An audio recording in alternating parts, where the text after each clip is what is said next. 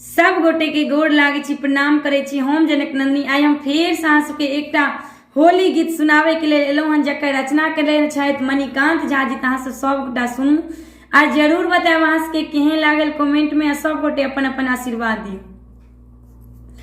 फगुओ में रहलौं पियासल गे बहिना, फगुओ में रहलौं पियासल, फगुओ में रहलौं पियासल गे बहिना, फगुओ में रहलौं पियासल।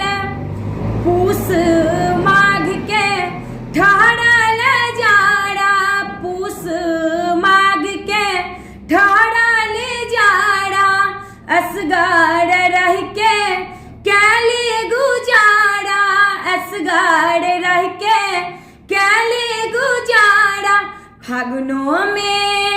फागुनों में फोके चाटल गे बहिना, फगुओ में रहलौं पियासल, फागुनों में फोके चाटल गे बहिना, फगुओ में रहलौं पियासल।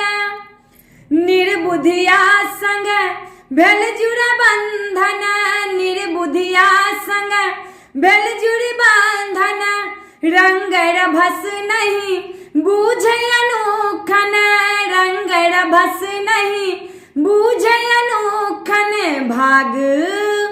भाग सटायल अभागल गे बहिना, फगुओ में रहलौं पियासल, भाग सटायल अभागल गे बहिना, फगुओ में रहलौं पियासल, फगुओ में रहलौं पियासल गे बहिना, फगुओ में रहलौं पियासन।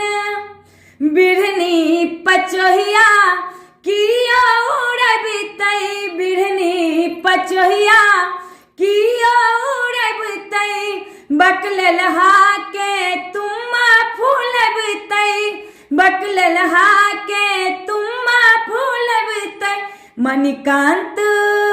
मणिकांत संग अबतै भागल गे बहिना, फगुओ में रहलौं पियासल, मणिकांत संग अबतै भागल गे बहिना, फगुओ में रहलौं पियासल, फगुओ में रहलौं पियासल गे बहिना, फगुओ में रहलौं पियासल, फगुओ में रहलौं पियासल गे बहिना, फगुओ में रहलौं पिया।